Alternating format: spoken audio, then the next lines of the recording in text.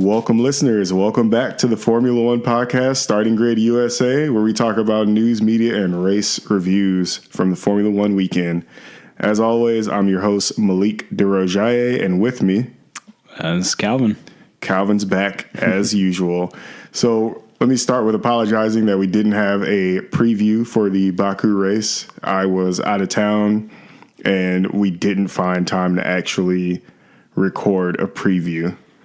Yeah, Malik is neglecting our loyal listeners. I'm sorry. It won't happen again. We'll make sure that we're releasing a podcast on schedule.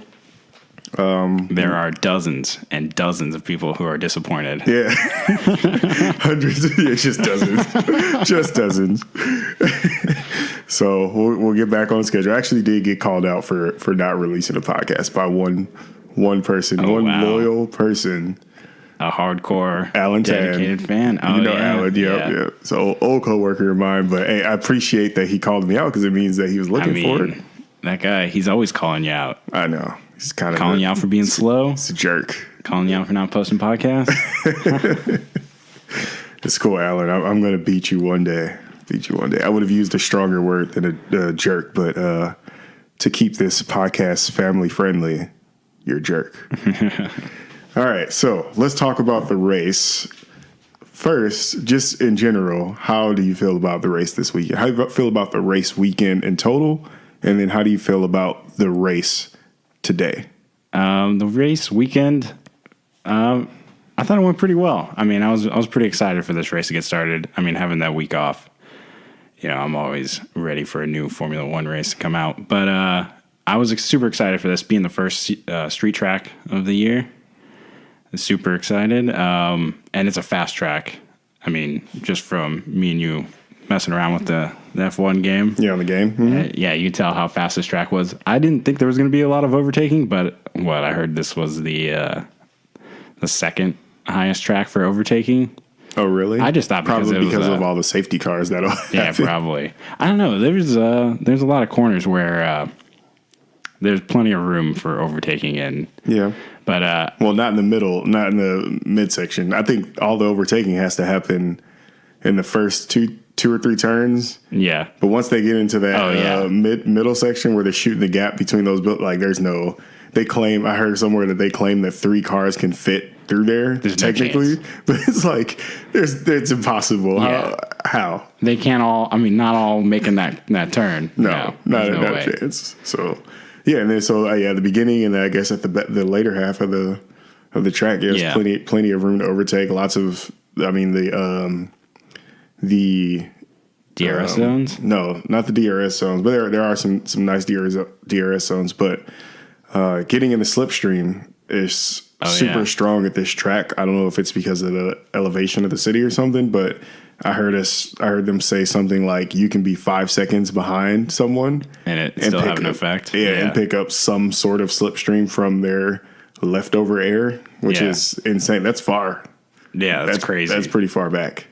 Yeah, I don't know. I thought this track was going to be. I'm like, oh great, a street circuit. This is going to be a boring race.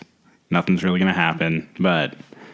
It was really entertaining. I don't know why you thought it was going to be boring. The last 3 years at Baku have given us like some of the best races. That's true. I just assumed street circuit. Yeah, they're fun to watch. I don't know. They're cool to look at, and it's fun to see the like flying laps. Yeah. But I just assume that they're going to be. I just think of Monaco. Yeah, stuck. There's no overtaking. Yeah. Once they're in, it's all about pit lanes and strategy. So that's kind of what I assumed would happen, but no, it was pretty entertaining. So that was the overall race weekend, and you say that about the race as well? Yeah, definitely, okay. Definitely, yeah. I mean, not as many. Well, there's no safety car. There's only the one virtual. Yeah. So, not as exciting in that aspect, but there's still plenty of overtakes and a lot of midfield battles. And then it was cool to watch.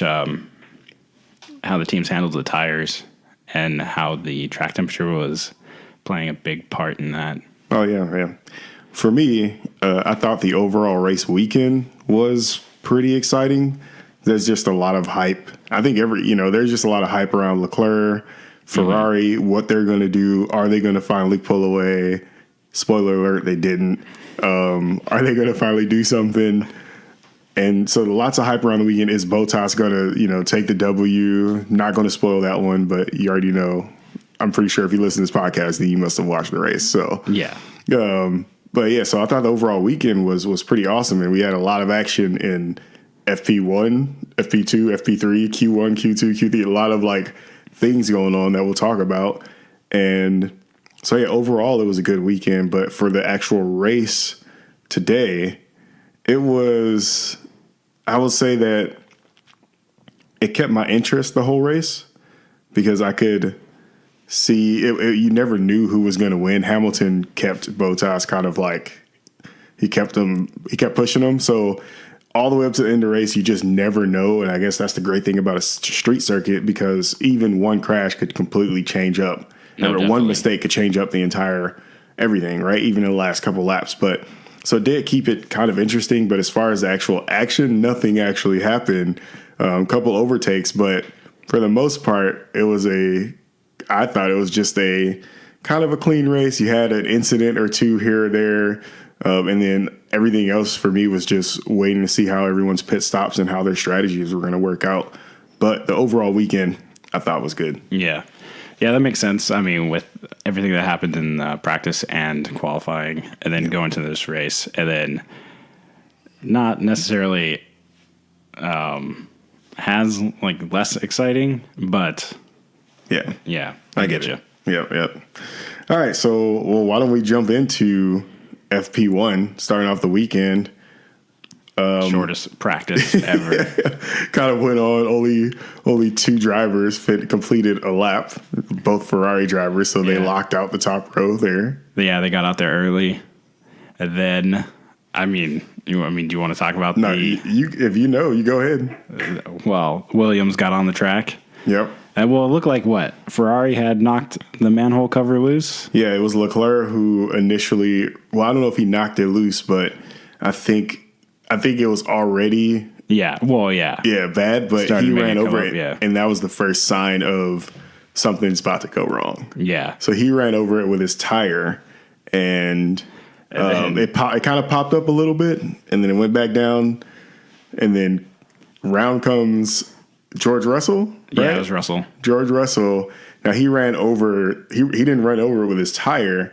He ran over with the center of his car, and I'm assuming that because of all that downforce that they're generating, all that sucking action going on under their car, just sucked that manhole cover up into the bottom of his car, and it exploded. Yeah, it was just and that's a solid metal drain. It just exploded. So I thought that was interesting. Yeah, it's crazy how much was it low pressure under there that would cause that to come up, or yeah, I guess so. So.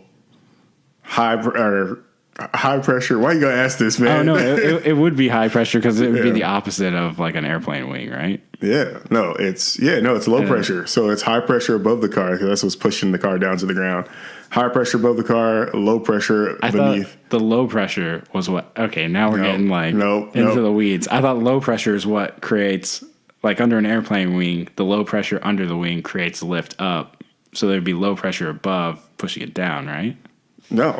And then the high pressure with it sucked under? The way that an airplane wing works is it's curved around the top, right? So the air on the top of the wing, going over the top of the wing, is moving slower than the air going beneath it. I thought it was moving faster. Sorry. It is. It's moving faster over the top, right? Wait, I don't even know now. I'm so confused. How are we engineers and we don't know this? I think I'm right, but who knows? Maybe you're right. I don't know. All right, you got to explain the wing. No, I just thought, so it's like laminar flow, right? And because it's laminar, the flow is constant over that distance. And because it's curved, it's going faster over the top of the wing. And it's going slower under the wing. But they meet at the same time. Yes. And then that difference in pressure, I thought it was low pressure underneath the wing, and that's what created the lift. Yeah, no, but I think you got it right, actually, now that I think about it. You got it right. So it is the air is moving slower underneath the wing, but because it's moving slower, it's more pressure because it's almost building up, right? All the air on top is just moving. So it's all free. It's all like just moving pretty fast. Yeah. Now the pressure the air underneath is moving slower, and so it builds up pressure. So that's what gives you your lift. Gotcha. So higher pressure, obviously, wherever you have higher pressure is what's pushing, right? Pressure is just pushing outward. So the high pressure is on the bottom. So underneath the car, makes sense. Yeah. So it's underneath forcing the car, all the air. yeah. So it's the opposite for a car, any car, right? Any aerodynamics on a car is you want to keep the car on the ground. So all of your slow air moves over your car, and the faster air is going underneath. Yeah, straight underneath. And so, anyways, it's creating some kind of pressure zone. Yeah, it's a long way to get. He was going really fast, and there was enough force to lift up that manhole cover. We may be engineers, but we are not aerodynamicists. So excuse our lack of knowledge on how aerodynamics works. Yeah. All right, so that was a whole lot on that manhole cover. So anyways, that happened and destroyed the underside of his car. He ended up having to replace the chassis, actually. So he needed a whole new car. Yeah. Which I thought was, I don't know how often, I guess, how often do drivers like destroy their car enough to just need an entirely new I mean, unless chassis? It's like a major crash. Yeah. Yeah. I don't think it happens very often. Yeah. So that happened, shut down FP1 early. Couldn't have happened to a worse team. Right. No, I feel that's unfortunate. Yeah. I mean, like they needed any more bad luck or like they needed anything else. Yeah. But I mean, that's par for the course for them this year. Yeah. So only Ferrari set 2 times during FP1, so they locked out top row there. FP2, what happened in FP2? I think we had another issue. I think Kvyat ran into something. Ran into the wall, or I mean, people were hitting the wall all practice long. Yeah. Just trying to learn the limits of the track and what they can get away with, which was why I was so shocked nothing major happened in the race. Right. Yeah. Everybody was doing really well to keep their car in line there. It was Lance Stroll, actually, not Kvyat. It was Lance Stroll. He locked up going into turn 2 and ended up just ripping off one of his wheels. So, oh dang! Oh yeah, with 15 minutes left. That was 15 minutes left. So that FP2 ended early as well. But before that happened, Ferrari again locked out the top row with Leclerc being 0.3 of a second ahead of Vettel, and Hamilton another 0.7 behind Vettel. So Ferrari showing some pace advantage there, some speed advantage. That was a big talking point coming into the weekend. Everyone thought Ferrari was going to finally show their speed. That's the talking point coming into every weekend. Yeah, I know. Race so far. When are they going to finally put it all together and be at the top like everyone's predicting? Never. But yeah, I don't know what's going on with Ferrari. Who knows? We're gonna have to talk. We could talk more about that a little bit at the end here. So because it's quite ridiculous at this point. Yeah. So yeah, Ferrari locked out FP2 again, and then FP3. We had another Ferrari top row lockout. Leclerc again leading. So Leclerc, I think, led all 3. I'm not sure if he led FP1, but he set the fastest time in FP3 as well.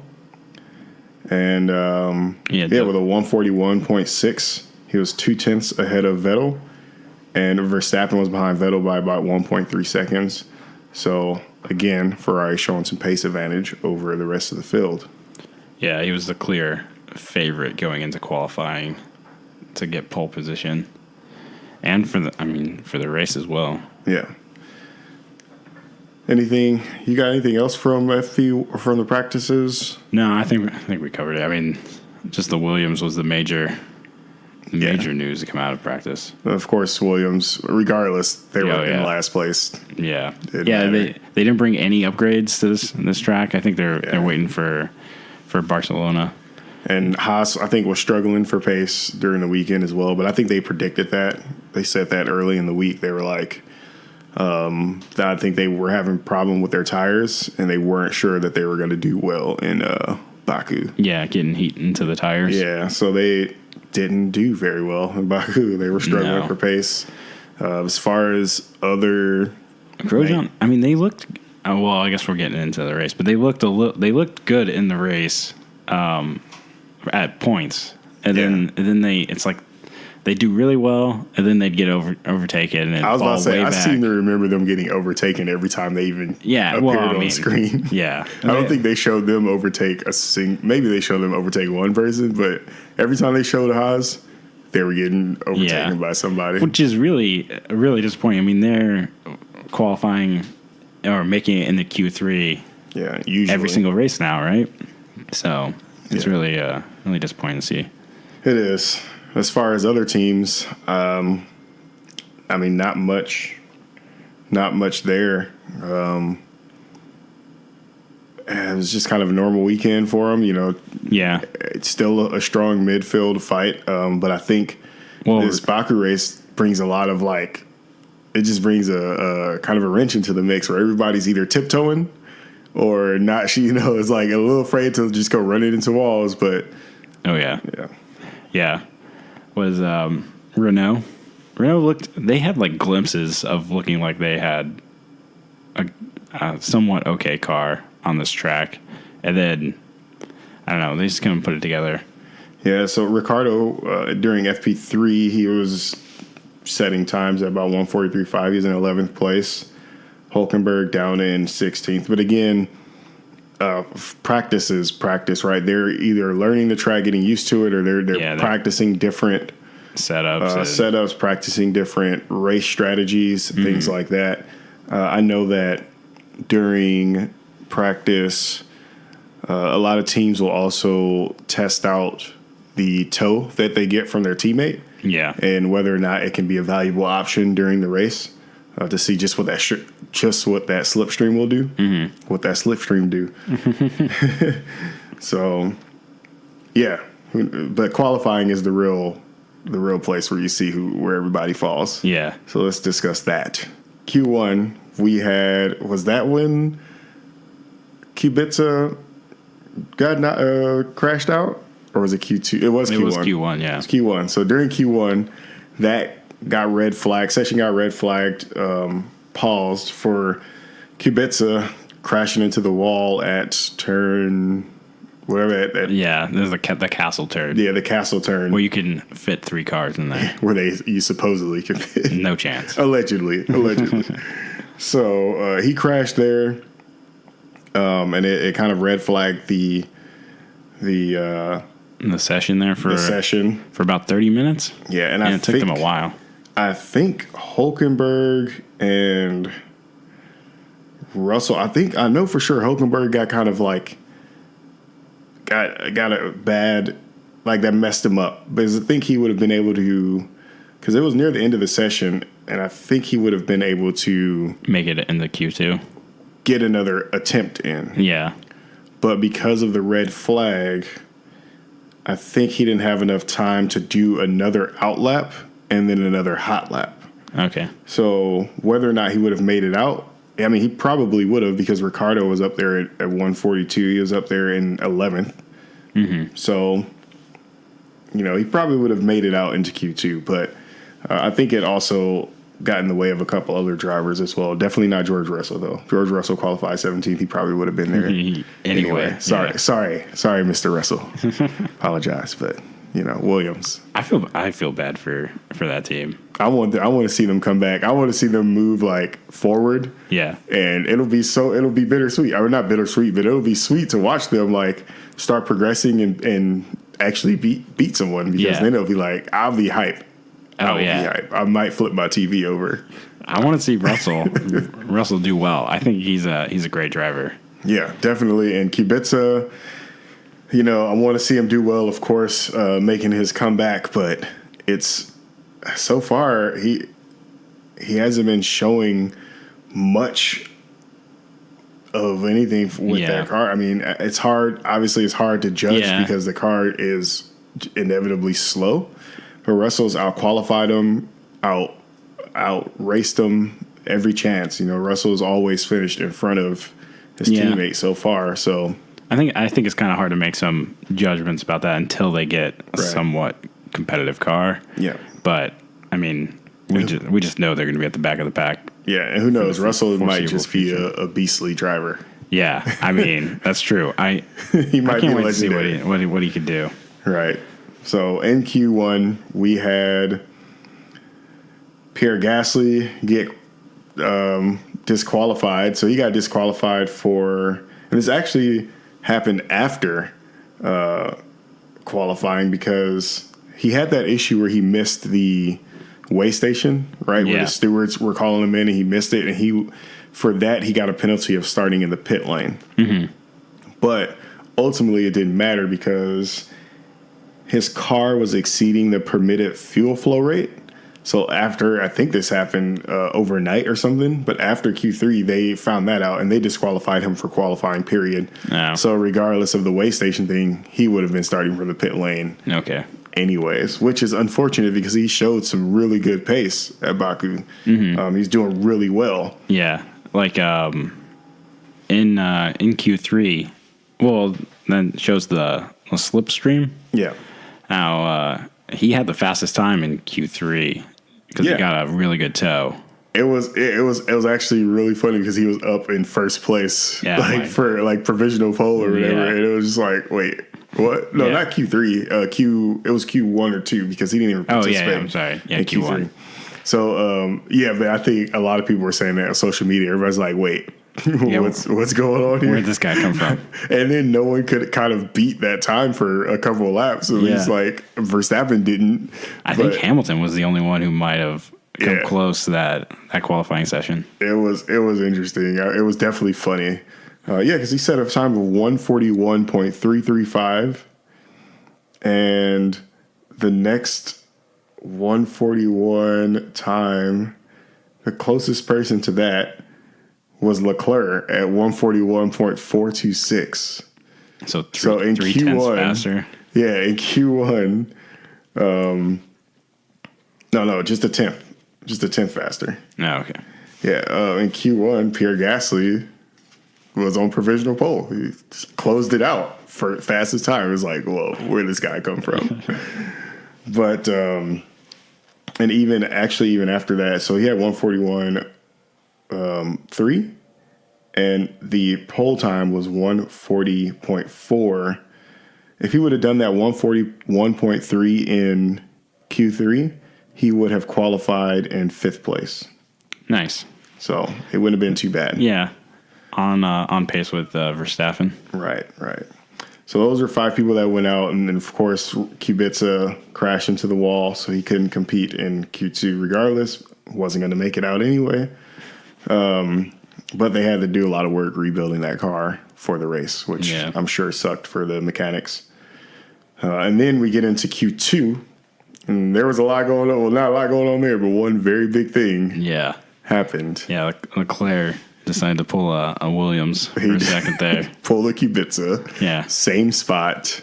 Ran right into the same spot. Yep, same mistake. Actually, I think Kubica hit the wall. He clipped the left wall going in, and I think that sent him into the right wall, whereas Leclerc he locked up right before. He locked up, tried to make the turn, and just thought he could make it, yep. But, I mean, is that just him being young?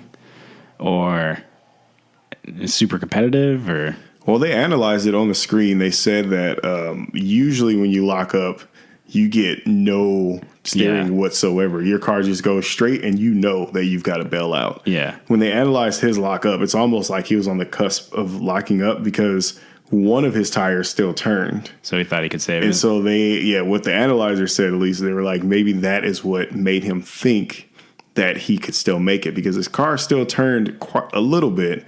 And I don't know if it was his left or right front tire, but one of those tires was pointing in the direction he wanted to go, and he was kind of moving in that direction. So he tried to still slide it in there, but that castle turn is probably the worst place to to take any risk whatsoever. It's just such a tight spot. Yeah, so tight. And then they were also talking a lot about how you go from the shade to right in the sun. Yeah, there was another issue with the long qualifying. The sun was starting to go down, so the track was completely changing. Yeah, cooling off, and tires were changing everything up. Yeah, so he was the only one on the medium tire going in that qualifying. And because he put a lap time in on that tire, he had to start the race on the mediums, which we'll get into in a little bit. Yeah, the Ferrari strategy. Which I think if the time, we didn't have all that time from Kubica's crash, I think most people would have been trying, and like Mercedes, Ferrari, and Red Bull would have been trying to qualify on the medium in Q2 so they could start the race on the medium. I really think that a whole different strategy would have played out. Possibly. If qualifying didn't go so long and the track started to change so much. Yeah, that's true. Yeah, there were some early pit stops during the race. Yeah. So in Q2 we had Leclerc getting knocked out, Carlos Sainz, Daniel Ricciardo, Alexander Albon, and Kevin Magnussen. So in that order. So that's where they started the race. Leclerc in 9th, Sainz in 10th, Ricciardo starting 11th, and Albon 12th, Magnussen 13th. Grosjean was knocked out in Q3. So this time around, Haas didn't make it into Q3, unfortunately. And we also didn't see the Renaults making it into Q3 at all. I think Renault is the big story. Like, almost is like not comparable to Williams, but how bad they're doing this year. Where they should be. I think that's a big takeaway, just at least from the first 4 races. Yeah, because they're a factory car, so they should be running up there with the factory teams like Ferrari and Mercedes. And McLaren, who has their Renault engine, is so far outperformed them in like 3 out of the 4 races. That's true. So you would think that McLaren, Mercedes, Ferrari, and Renault should all be at the top of the field. They have the most money. Yeah. They should have the most money to work with because they're car manufacturers. Mm-hmm. And they've been doing this for decades. They should be the top 3 racing. Top 4, week. Yeah. So, but they're not this year. Maybe Renault, but we all know Renault's playing the long game. I think they have stated that they're playing the long game for the rule changes in the future. Yeah. Well, next year, there's going to be so many rule changes. It's going to completely open everything up. So hopefully, we see them, because I want to see Ricciardo on top. I want to see him with a championship. I don't know if it'll ever happen. Yeah. But I want to see it. I'd like to see him get one. Yeah. So into Q3, there's no crashes in that one. Mm-hmm. But we had Bottas snatching up pole position in the very last lap. Yeah. And by 0.05 of a second. Well, no one was expecting Mercedes to do that well in qualifying. Well, at least not in front of Ferrari there. Yeah, not in front of Ferrari. And then Vettel. I don't know if this isn't Vettel's track or what. I mean, his car seems like he's been slower all season compared to Leclerc. Except for maybe Australia. I think even then, Leclerc asked the team to pass him. He's like, can I pass him? And they're like, nope, stay where you are, hold position, right? Yeah. So at that point, we knew Leclerc was faster. But yeah, Vettel is definitely not as fast as Leclerc. But we expected Ferrari to be on top. And since Vettel's the only one that made it into Q3, everyone expected him to be on top. And actually, if you paid attention, Mercedes was much faster in sectors 1 and 2. Mm-hmm. And then sector 3 is where Ferrari would claw back at their time. Now, Mercedes still took the sector 1, 2, and 3. I think Bottas was still fastest in all 3 sectors. Yeah. But the amount at which Mercedes was down over sector 1 and 2, they made it all up by the end of sector 3 because that long straight, because they do have a clear power advantage. Yeah. So, which is interesting because so far at all the power tracks that we've been to so far, they haven't been able to capitalize on it. Yeah. But they definitely had that speed at the end because Vettel got very close. He pretty much made up almost 3 or 4 tenths of a second over that long straight alone, which is insane. Yeah, it's crazy. Well, I think how they were talking, the wind blowing down that straight, so it was a headwind for the drivers going down that straight, and I think that plays a lot into slowing down Mercedes and then the speed advantage that Ferrari had with their low drag setup. Yeah, that could help out. Bottas taking pole position, Hamilton behind him, followed by Vettel, Verstappen, Sergio Perez appearing on the podium, or not on the podium, sorry, appearing in Q3. He's done relatively well at this track. Every for the last 3 years, so that was awesome. And then Daniel Kvyat in 6th place. So that was how'd that happen? Where'd that come from? Is this before there's a lot of penalties that moved a lot of people up, so you're right. This is before the penalties. This is where they qualified. So Kvyat in 6th place.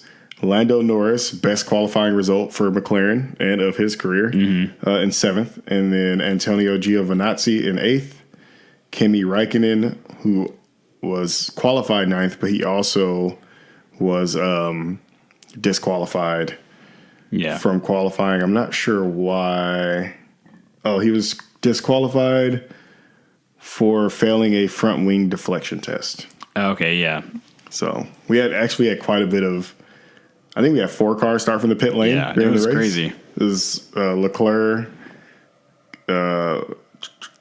Kubica, Kvyat, and then Räikkönen. Oh no, Gasly, right? Or Gasly and Räikkönen. Sorry. Yeah. So 4 cars started. I didn't even see their start. Do you know how they do that? They just stack them up and one at a time let them go. Let them go. Maybe after once all the starting pack gets by, and then they give them a green light, let them go. Yeah. During China, who started from the pit lane? Albon, right? Alexander Albon started from the pit lane. And I saw his start from the pit lane, so he just waited. And once the race started and they got past the pit lane exit, I think, that's when they let him go. What I don't know is if they have 4 cars stacked up, do they all have to stop at the pit lane line and wait for the green light? Yeah. Or do they all just can they all just start going? Gun it, yeah. Well, not gun. So I know that the first person can gun it right after he passes the pit line. Mm-hmm. But the person that's starting 4th has to go slow up until that line. So I don't know. Because it got the pit lane speed limit and everything. Yeah. So I want to see that. I want to see some replay of that. I might go take a look just to see how they do it. Yeah.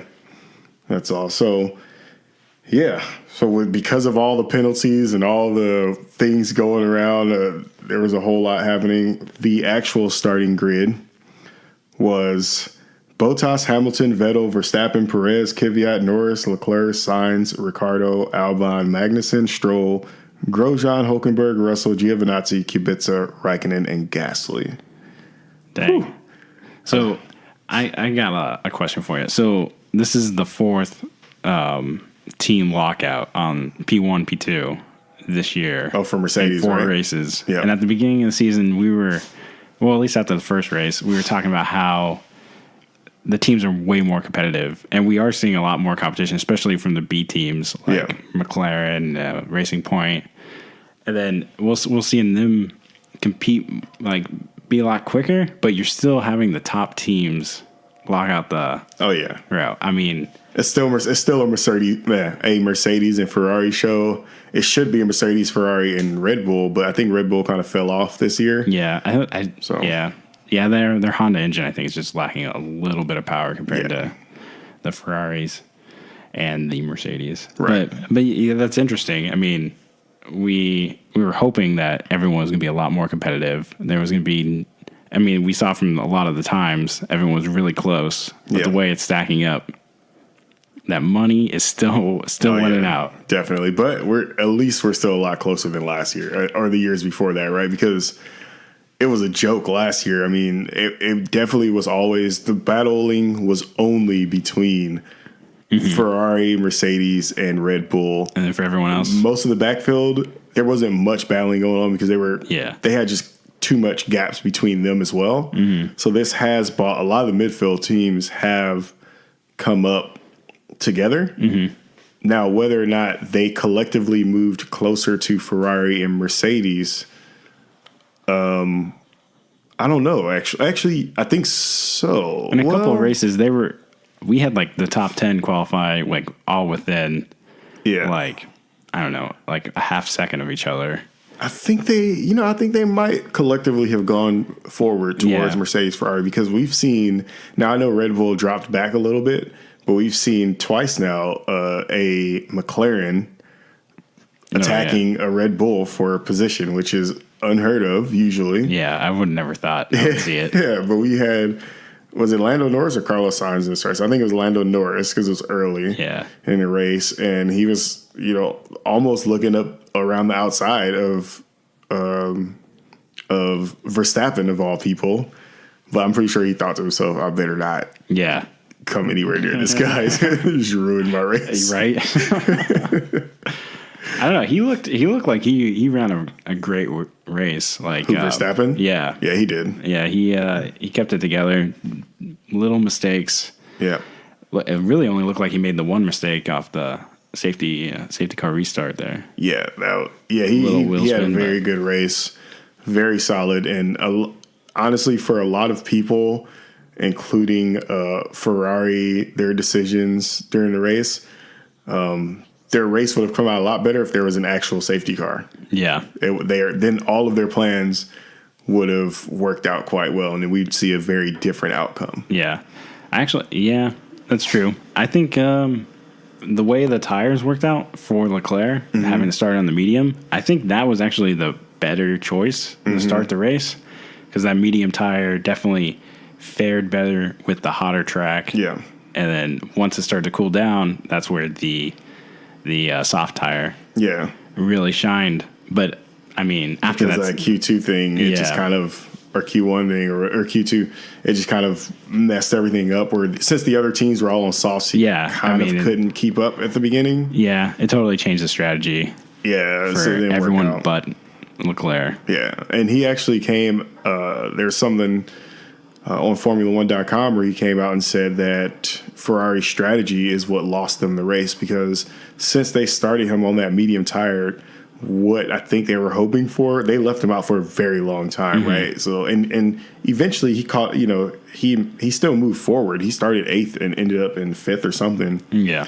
So yeah, after like 8 laps, he was then on pace with everyone, because everyone's soft tires were starting to go, and he had his mediums, which were starting to hold on. So I think what Ferrari was trying to do was leave him out long enough to where he gets a free pit stop from a safety car. Yeah. Because no safety car happened, the strategy didn't work out in his favor. Yeah. So they took, honestly, it's probably a good risk, because the chances of a safety car coming out of Baku are very high. Yeah. Especially with everything that happened at FP1, FP2, FP3, Q1, Q2. So it's like, there's likely going to be a safety car. But unfortunately, it didn't. Well, I don't know about unfortunately, but it didn't happen for them. And so his race, his strategy didn't really work out to give him a win or to give him a podium spot. But he still finished 3 positions up. Or where did he finish? He finished in 5th place, and he started down in. He started 8th, yeah. Yeah, so, I mean, there's definitely a lot of risk in Ferrari's strategy, but, I mean, if it would have worked out for him, he would be sitting on that podium. Yep. Same with, and so, I guess we're getting into the race here. Bottas and Hamilton, so Bottas didn't put a foot wrong the entire race. No, he's becoming more consistent than he's Mr. Consistency this race. This weekend, he was Mr. Consistency. It's interesting, though, what I took from that, though, because now Hamilton drove a solid race as well, right? He almost didn't put a foot wrong. He had one little mishap in the second to last lap, or second to last lap, when he was trying to chase down Bottas. He was within a second. He was in DRS, and he just went a little too wide after the castle section. Okay. And he picked up a little dirt, got a little loose. And that little S. Yeah, and so it lost him about 3 or 4 tenths, and that was pretty much he wasn't him out. Yeah, he wasn't going to be able to challenge him at that long straight back down to the finish line. But other than that, Hamilton was right there behind Bottas the entire, I was thinking, I was like literally laughing. I was like, dang, I can feel like every driver's pain now that has to race against Hamilton, who's his teammate. The dude is relentless. Oh, yeah. He will always be there. And like Bottas drove a perfect race, and that's what you have to do every single race to beat Hamilton. Yeah. It's ridiculous. So I was just like, honestly, in my mind, I was like, damn, Hamilton, just let up, man. Like, Just let the man breathe, because he just would not. He was just there the whole time, and Bottas, I'm sure he knew that just one mistake. Oh yeah, that's all Hamilton needs to capitalize. One mistake from someone in front of him is over for you, bud. Yeah. For the most part. I mean, obviously Hamilton makes mistakes too. He's not perfect, but he's relentless, and he makes a lot less mistakes. He makes a lot less mistakes, and I was that's the big thing I noticed was that like Bottas had to drive a perfect race, and he did it. He killed it. So touche to him on winning the race. He deserves it, especially since he was supposed to win this last year. Mm-hmm. And I don't know if he had an engine problem or something. I mean, he was far ahead last year. Yeah, he was way ahead, and then I think his engine died on him or something. Some reliability happened, and he ended up dropping out of the race. And it was like, that was supposed to be his first win. So it was. This is well deserved for Bottas, considering he's been doing solid this whole season. Yeah, it's great to see. I mean, I don't mind Mercedes winning if Bottas is going to be up there on the podium. That's right. Yeah. But I don't know. It was a great race. I enjoyed it. Yeah. What else? I guess. What else is happening during the race? In the beginning, I think the first half of the race, nothing really. There was no major things happening. Yeah. I mean, nothing really happened until the middle of the race when they started making pit stops. Yeah, but even then, the first incident to happen was Ricciardo. Yeah, Ricciardo and Kvyat. Yep, Ricciardo not checking his mirrors, man. Yeah, I saw a little interview with him afterwards, and he seemed really down about it. And he was just like, heat of the moment, I didn't see him, and he was like, honestly, I didn't look. Yeah. He didn't even know, because from his perspective, he was the only person that locked up and went. He thought, from his perspective, he locked up and went straight, and he thought that Kvyat just made the turn, Yeah, made the turn, just like let him pass by and then just made the turn. But he didn't realize Kvyat had locked up as well and didn't make the turn. So and I guess there's a lot of work to be done to get into reverse, because I don't know if you saw that. Like, he was when pushing Kvyat came to stop. Yeah, he had to push a lot of buttons to start backing up, and I was like, "Well, just throw it in reverse, bro. Like, what are you doing?" Like, it's not like the game where they just smash the gas or the brake. Yeah, smash the brake and wait for it to go to reverse. And even I guess it's also not just downshifting all the way to reverse, right? I don't know how their gearbox works. Yeah, but Ricciardo said the same thing. He was like, he was looking for reverse, and as soon as he found it, he just went right. And so. I guess there's a lot more work to find reverse in an F1 car than we thought. Dude. Yeah. I think both of their hands, it was crazy. Like, both of his hands, he had to take off their normal position in order to find reverse. And I was like, what is going on here? So, anyways, Ricciardo backed into and did that like little bump. Well, I mean, it was a pretty good impact, but that did a ton of damage. Yeah, I think it's because it was the rear wing, right? I mean, if it damages the rear wing and you've got...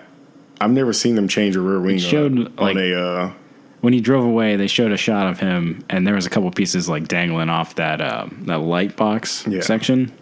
So it looked like that's probably why they had to retire him. And can they change the rear wing in a race? I don't think so. Yeah, so I've never seen that. If you damage your front wing, you're fine. You can just change it if you can make it back to the pits. But I guess the rear wing, you can't change it because it seemed like minor damage, but enough to where if you lose your downforce, it becomes too dangerous and you just got to retire the car. Yeah. Yeah, there's no way, I don't think. Yeah. I don't think I've ever seen it happen. Not in you must not 20 years anyway. You must not be able to change the rear wing on them that easily. Think so. I mean, he destroyed Kvyat's car, the floorboard and everything. He hit it pretty hard. So, so Ricciardo was the first retirement, unfortunately, which is so sad. So Daniel Avocado. I'm just and then right after him was Kvyat. Retired his car from the same incident. Ricciardo was handed a 3-place grid penalty for Spain because of that, for him backing into Yeah. Which is interesting because both of them would have been fine. They wouldn't have even touched each other if Ricardo didn't back into them. Yeah. They both locked up, but neither one of them hit the wall. Neither one of them hit anything. So, yeah. After that, who else didn't finish the race? Was it Grosjean? Grosjean was out from, I don't remember. I think it was an engine issue. Yeah, it looked like they just retired the car. He drove right into the pits. Yeah. And then Kubica, did he retire? No. Gasly. And that's where I was sad because Gasly was running a great race. Oh, yeah. He was up in sixth, right? He was running a solid race. Especially, he was almost on the same kind of strategy as Leclerc. Mm-hmm. He was running out there for a long time, and he was setting pretty good laps while he was like on older tires. So he was running a decent race. And then he had a loss of power. Oh, that's right. Engine crapped out on him. Going into turn 16, running over that bump, the curb. Yeah, they said they damaged the gearbox. They think that's what happened. Was that confirmed? I saw a replay, and it looked like you can kind of see where the damage would have occurred, like him going over that bump, and then there was a little bit of smoke.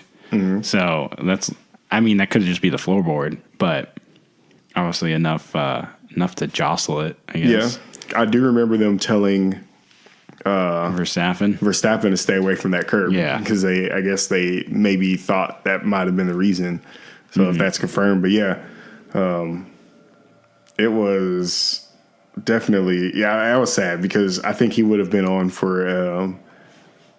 I think he would have been finishing 5th or 6th or something like that, which would have been a good result for him starting all the way back from the pit lane. But I know, yeah. So far this season, it's only the Verstappen showing up in the Red Bull. It might as well be a one driver team. Yeah, it's unfortunate because I want to see Gasly do well, man. I like Gasly. Yeah, and I've said already on many podcast episodes my feelings towards Verstappen. The Flying Dutchman. When I went to the Austrian Grand Prix last year, I saw everybody wearing orange shirts, and I didn't know why. I still don't fully understand it. Okay, so but I guess it's the color of. Okay, I know a lot lot. I went to Amsterdam last year, and then we went to this bar, and I was talking. It was a Heineken. We went to the Heineken experience, and the guy who was doing the tour was like an ambassador for Heineken. So he went to one of the Grand Prix, one of the three. I think there were 3 that year. Mm-hmm. That Heineken was like the flagship sponsor. Mm-hmm. And he was he actually worked the event and met both Ricardo and Verstappen at like the tent where he was like serving and everything. And he said that Verstappen was actually kind of a in real life. Oh, I think you might have to bleep that. My bad. But he said Ricardo is awesome. Verstappen's just a little bit too full of himself, I guess. Yeah. But which that kind of showed last season. He kind of did cool out. He definitely seems like he's chilled his head a little bit. Oh yeah, definitely. But anyway, the orange just comes from there's like a king or something of orange that's from the Netherlands. Okay. And that they've kind of adopted it as their flag color. But it's not their flag color, right? No, it used to be. Oh. But when it gets like, I don't know, when it totally used to be. It's totally part of their history. There's plenty of like YouTube videos out there. Yeah, and, all I remember is a sea of orange in Azerbaijan, and I was like, Jesus. Yeah. Like, what are all these, like, what is this? Who are they? Are they from McLaren? It goes way back to like nah, Verstappen. The 16th and 15th century, I think. Oh, okay. I don't know. I could be totally wrong with my dates, but there's a lot of history there. With I was just feeding you guys a bunch of BS. I was drunk most of my trip through Amsterdam. So well, that's good to hear. that's positive news. It was a great time. I recommend everyone go there. It's so much fun. Nice. I might have to go there the next time I visit Europe.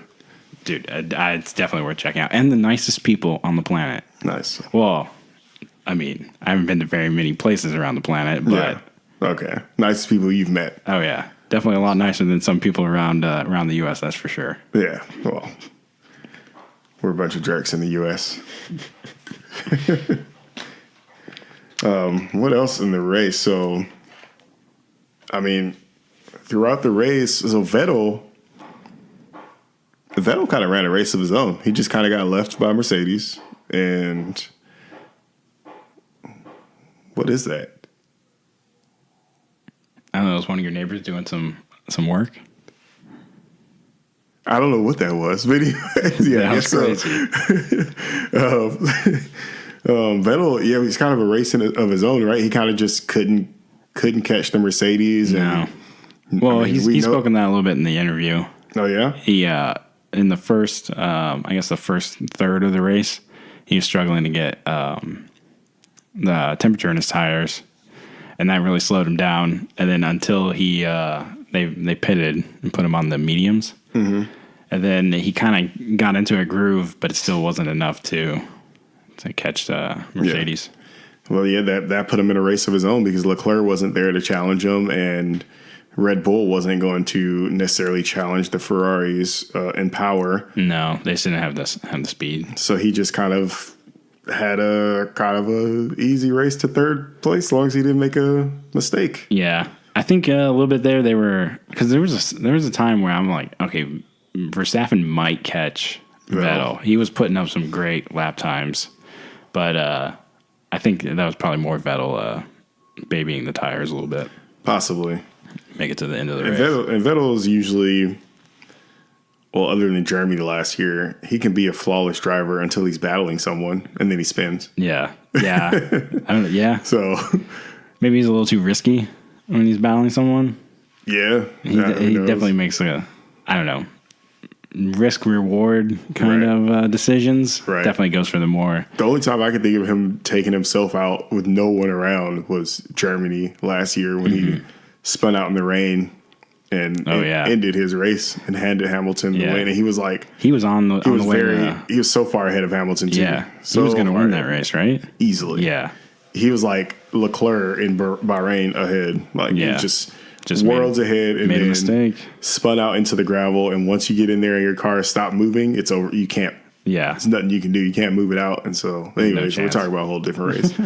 Speaking of battling, though, the one thing we missed at the beginning of this race was Hamilton versus Bottas for the first 3 turns. Oh yeah, that was fun to awesome. Watch. Yeah, it's phenomenal. That was some good precision driving from both drivers. Yeah, they went in a couple turns side by side. Exactly. Turn 1, turn 2. Kudos to Bottas for holding his own on the outside. Some of those outside, he was on the outside on some of those, and my butt cheeks clenched up. I thought he was going into the wall. I was like, "Oh God!" I think if any other driver, he would have been into the wall. Honestly, You think so? I don't think any Ferrari would have given him the space. Oh they weren't going to play as nice as Hamilton did. That's true. And then if it was Verstappen, he would have been in the wall. Oh yeah, without a doubt. Yeah, just Verstappen would have just taken the spot, right? I mean, Verstappen's much like that. He would have gone for it, and if you you didn't let up at all, Verstappen would have put you right in the wall. Verstappen will have assumed that you would have let up because that's just his motto, right? I'm going through here. You can do whatever you want, but I'm going to put my car there. And so, but anyways, that was great. It was so close, so tight, and eventually Hamilton backed out. Yeah, backed out of it, or Bottas got better runs on the racing line because he was on the racing line for a lot of those turns. So Bottas was able to get the power down a little bit better and kind of pulled away from Hamilton, and Hamilton kind of had to take that second place. Yeah, spot. I definitely think if they were, because they were on the same team. Yeah, that's why we saw a little bit of restraint there. Yeah. I mean, they were definitely battling hard. It was great to see. Hamilton came out after the race and said at some point he said that he felt like he was too nice in the opening turns, and he felt like he possibly could have made a move. got ahead if he was a little bit more aggressive. But he said that he didn't want to because not only because they're teammates, but also because he doesn't want to get pushed back into the Ferrari. Team, or the Ferrari behind them. And it's a dangerous track to be doing anything too aggressive. It is. Anything can happen on that track. It's true. One wrong move could take them both out. Yeah. But they're not. I mean, Hamilton's not. He's no stranger to that, right? Him and Rosberg took each other out a few times, I think, twice maybe. during their time. Oh, yeah. Yeah, so. But, yeah, it was a great race. Yeah, it was good. I liked it. It was better than China. Oh, so much better than China. Yeah. I'm so happy it wasn't a snoozer. Right. But anything else that we didn't cover from the race? Let's see. We only talked about the main drivers. I mean, Lando Norris had a great race. Finished in 8th place. Carlos Sainz did end up overtaking him. I thought Lando had a really good weekend. I mean, he was looking better than Sainz this weekend. Definitely. At least most of it, so. Yep. Stroll finishing up in 9th place. Which not a bad result for him. I mean, he's had a pretty bad season so far. Yeah. So this was a good result for him. I don't know. I was kind of like, man, is the only reason he's in that seat because of his father? Of course, and everyone says that. Yeah. Yeah, but I mean, this week he looked pretty good during the race. Anyway, he was definitely pretty slow during the practices. Yeah. Actually, both of those both of those racing points.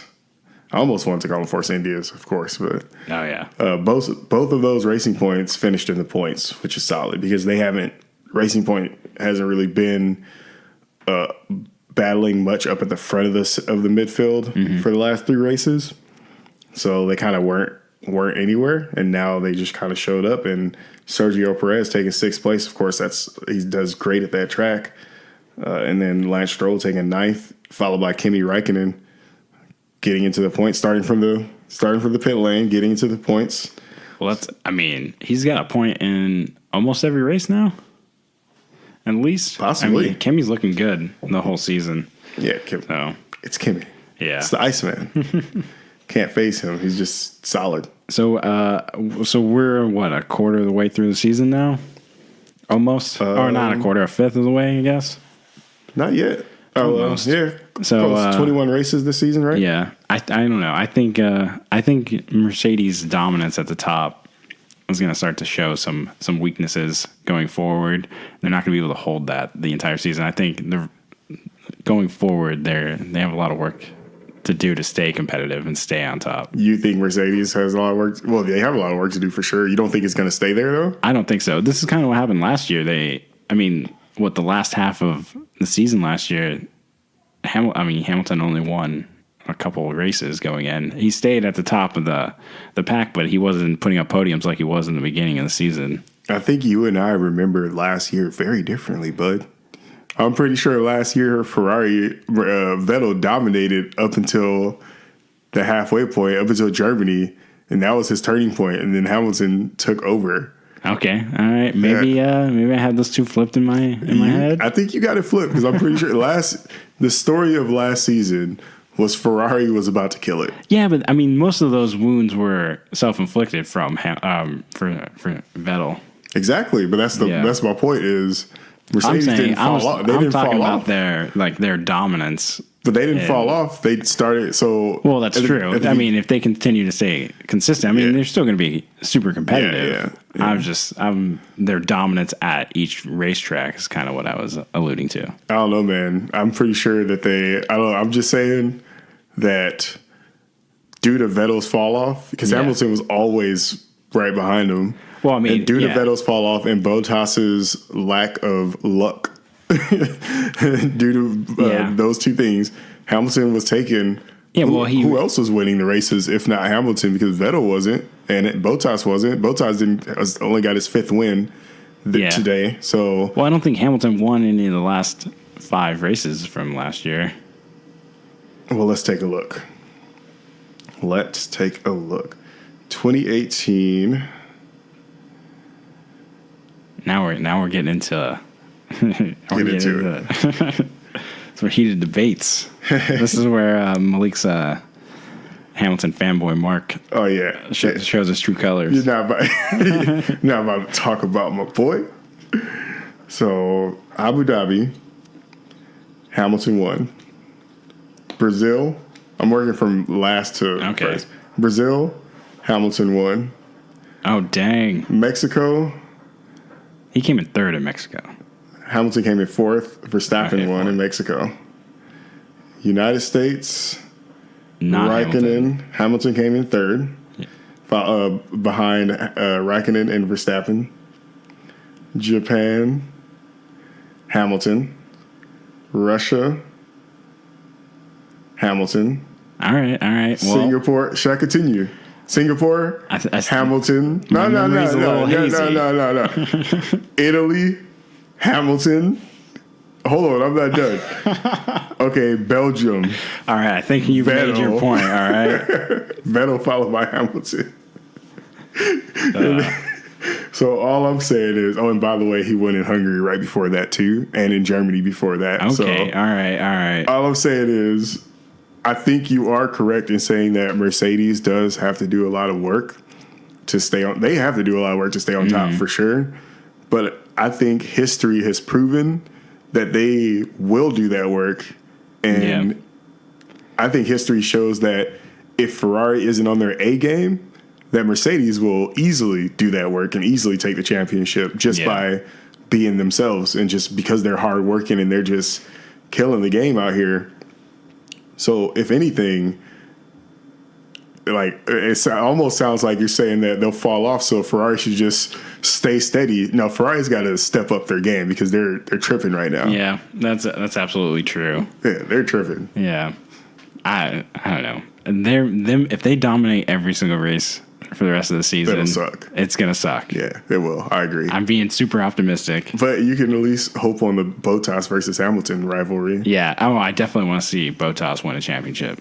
Yeah, well, I'm rooting for him this year, but I mean, he makes one mistake, and Hamilton's gonna snatch that away from him. Yeah, every time. And actually, the driver standings for right now is Bottas by 1 point, Hamilton behind him at 86. Verstappen is only behind Vettel by 1 point. And then Leclerc at 47. And then after that is Sergio Perez at 13 points. So between Leclerc has 47 points. Perez has 13 points. So that's the cutoff right there for that midfield. And currently, let's see the constructor standings. So currently Ferrari is behind Mercedes. Oh, by like 100 points, right? Not 100 points. Close, though. They're not even that close. 72 points. Okay. Behind Mercedes. So, I mean, that's a lot. Yeah. Oh, that's all. That's a ton for them to make up. Yeah, even if Mercedes DNF'd both cars next race and, say, Ferrari grabbed first and second, they still wouldn't surpass them. Yeah, because that'd only be like 50 points, right? Yeah, it'd be 48 or 47 points or whatever. So Ferrari's got to. Oh yeah, they got an uphill battle. They got to do some work. Yeah, they got a big uphill battle because. And Mercedes has to. I mean, for them to catch up, Mercedes has to put in like some third and fourth place finishes. A lot, like for the rest of the season, and from the looks of it, with Hamilton remaining as Mr. Consistency kind of and like not putting a foot wrong. Mm-hmm. And now with Bottas stepping up and being super consistent, it's like, oh, well, now you got two drivers on Mercedes. You got a consistent team with two drivers that seemingly can't make a mistake for the most part. It's like, sorry, Ferrari, but it's not looking like it's not looking good. Yeah. For you. I mean, we'll see. We'll see going forward. Hopefully Ferrari picks it up, gets it together. The Barcelona track definitely favors Ferrari. Every track favors Ferrari. Well, I mean, they look so good that's where they did most of their testing. That's true. This season. That's true.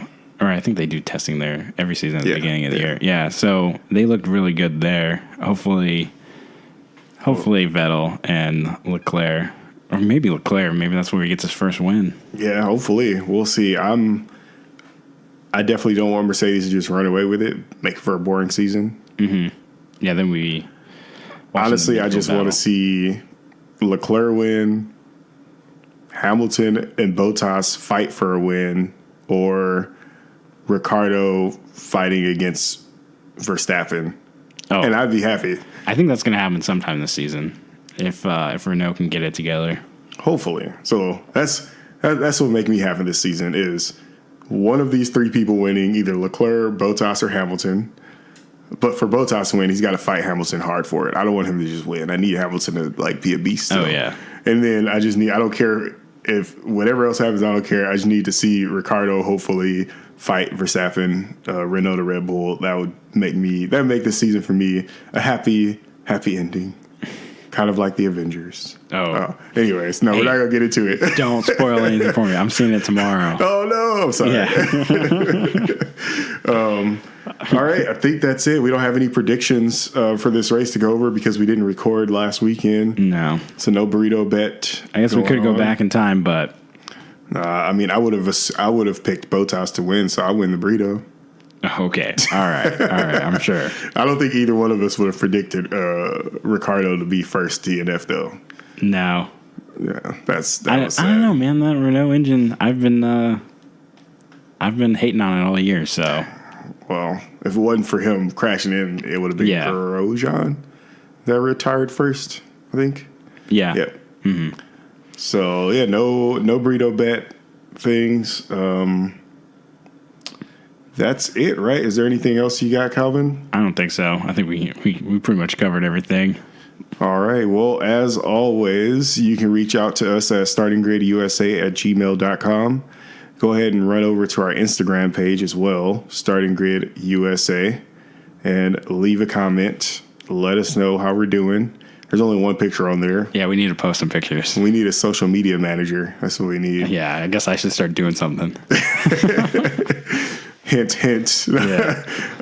So yeah, run over there, and if you enjoy listening to the podcast, like and subscribe, leave a comment on iTunes or something like that. Help a brother out, and Calvin.